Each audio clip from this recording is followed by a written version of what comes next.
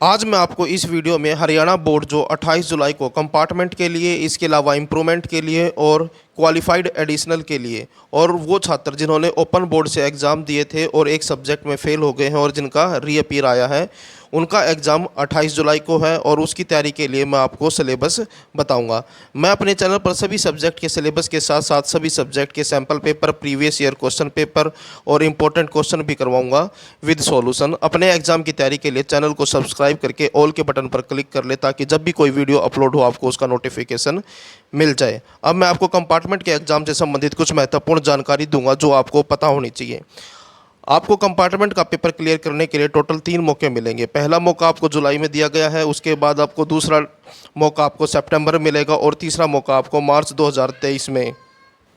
और आपको इस बात का भी ध्यान रखना है कि जुलाई में जो एग्ज़ाम होंगे उसका सिलेबस वही रहेगा जो सेशन 2021-22 के एग्ज़ाम के लिए था, जिसमें कोविड के कारण 30% सिलेबस को कम कर दिया गया था। आपको हरियाणा बोर्ड की साइट पर दिए गए सिलेबस की तैयारी नहीं करनी है, क्योंकि वो करंट सेशन के लिए है, यानी कि सेशन 2022 और 23 के लिए है, जिसमें 100% सिलेबस दिया गया है। इसके अलावा आपको ये भी ध्यान में रखना है कि मार्च 2023 में जो आपके एग्ज़ाम होंगे उसमें पूरा सिलेबस आएगा, तो आपको जुलाई में ही अपने एग्ज़ाम की अच्छे से तैयारी करके उसको पास कर लेना है, नहीं तो बाद में सिलेबस बढ़ जाएगा और जिससे आपकी परेशानियाँ बढ़ जाएंगी।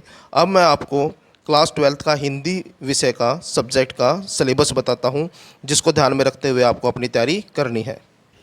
जैसा कि आप देख सकते हैं, कक्षा 12वीं विषय हिंदी आधार पाठ्यक्रम यानी कि सिलेबस, ये वो सिलेबस है जिसकी आपको तैयारी करनी है। और मैं आपको उस सिलेबस के बारे में भी बताऊंगा जो आपके हिंदी सब्जेक्ट से हटा दिया गया है।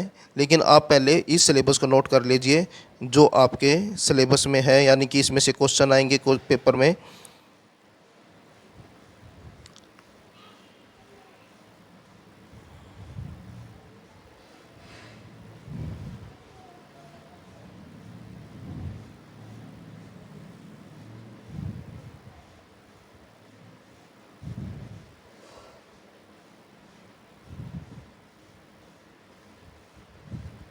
अब मैं आपको उस सिलेबस के बारे में बताता हूं जो सिलेबस आपकी हिंदी की पाठ्य पुस्तकों में से हटा दिए गए हैं। सबसे पहले बात करते हैं आपकी पाठ्य पुस्तक आरोह भाग 2 की, और इसमें सबसे पहले काव्यखंड के बारे में बात करते हैं। जो टोटल आपकी 6 पोएम्स यानी कि 6 पोएम्स आपके सिलेबस से हटा दी गई है। मैं उनके नाम बताता हूं।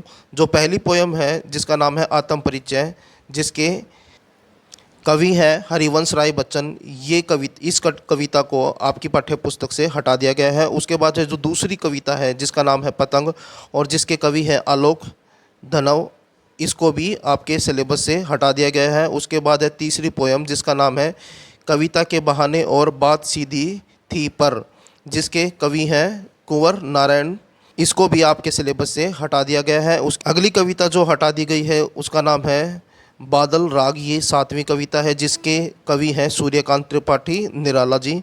और नेक्स्ट कविता है कविता नंबर 8 जिसको हटा दिया गया है, जिसका नाम है कवितावली और जिसके कवि हैं गोस्वामी तुलसीदास। कविता है जिसको हटा दिया गया है आपके सिलेबस से, वो है कविता नंबर 9 जिसमें है छोटा मेरा खेत और बगुलों के पंख, और जिसके कवि हैं उमाशंकर जोशी जी। ये सारी कविताएं 6 की 6 कविताएं आपके सिलेबस से हटा दी गई हैं। अब बात करते हैं गद्य खंड के बारे में से 2 पाठ जो हैं हटा दिए गए हैं। जो पहला पाठ है जिसको हटा दिया गया है वो है पाठ नंबर 5 चार्ली चैपलिन यानी हम सब, और जिसके लेखक हैं विष्णु खरे, इसको आपके सिलेबस से हटा दिया गया है। उसके बाद है पाठ नंबर 7 जिसका नाम है सीरीज़ के फूल, जिसके लेखक हैं आचार्य हजारी प्रसाद द्विवेदी जी, इसको जो है आपके सिलेबस से हटा दिया गया है। इन दोनों पाठों की आपको तैयारी नहीं करनी है। उसके बाद जो अगली किताब है जिसका नाम है वितान भाग 2, इसमें से कुछ भी डिलीट नहीं किया है, ये पूरी की पूरी किताब आपको तैयार करनी है।